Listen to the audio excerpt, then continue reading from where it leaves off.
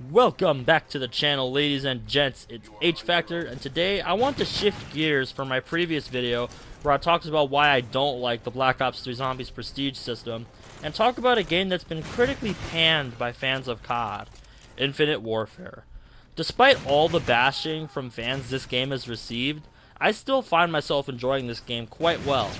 In this video, I'll give you a rundown of what I do and don't like about Infinite Warfare so far, starting with the campaign. The campaign to me felt pretty throwaway, nothing super memorable, except for the Jackal missions where you're dogfighting in space.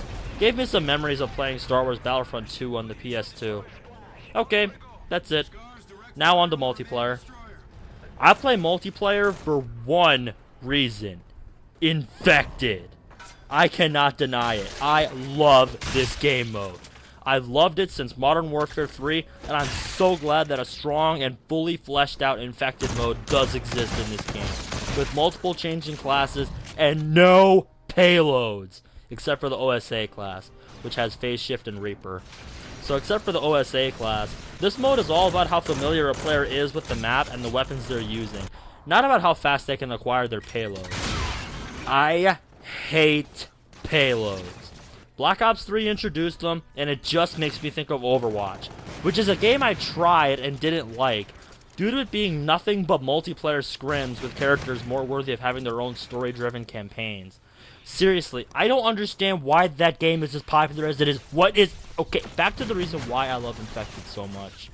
The reason I love playing Infected is that it lets you see how skilled you are with different weapons, and it makes me wish that the rest of the multiplayer was more like this, instead of having all these different payloads and shit. It's just not as fun to me.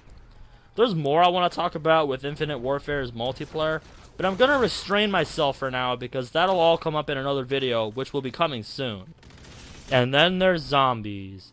Oh boy, Infinite Warfare zombies. How I would have rather had another round of Extinction. If you've seen my Is Zombies Going in the Wrong Direction video, you already know how I feel about this.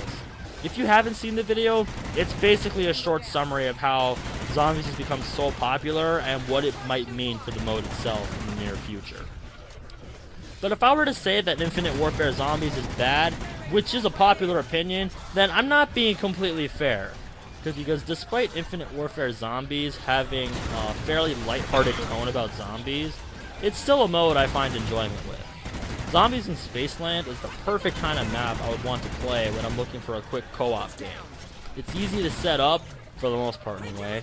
There's many places to train, and it's great for familiarizing yourself with the style of Infinite Warfare Zombies. The same cannot be said for the DLC maps.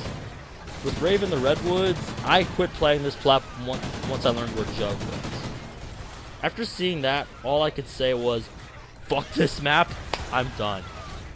Shaolin Shuffle started out great with a small Easter egg to get a really great melee weapon, which is the nunchucks, which you could then tap and double pack a punch if you knew how. I used these to camp to around 48 and it was really fun. Then the nunchucks got nerfed. Hard. They suck now. So in response, I said, well fuck you too then, Infinity Ward. I quit this map too. With the latest map, Attack of the Radioactive Thing, it's a pretty fun map, and is more playable for me than those other two disasters. There's a new perk that reminds me of Black Ops 3 Pack-a-Punch effects, more room to run around so I can actually explore the map and figure it out without having to look up absolutely everything beforehand. It's a winner for me. The last DLC map to be coming soon is sounding promising. We're talking about space, Extinction coming back, Samantha Cross potentially being one of the secret characters, Nikolai's voice actor recording lines for a character. For once, I'm actually excited about one of Infinite Warfare's DLCs. Thanks for watching, and stay tuned for the next video, where I'll be discussing the top 5 innovations I like about Infinite Warfare. Until then, peace!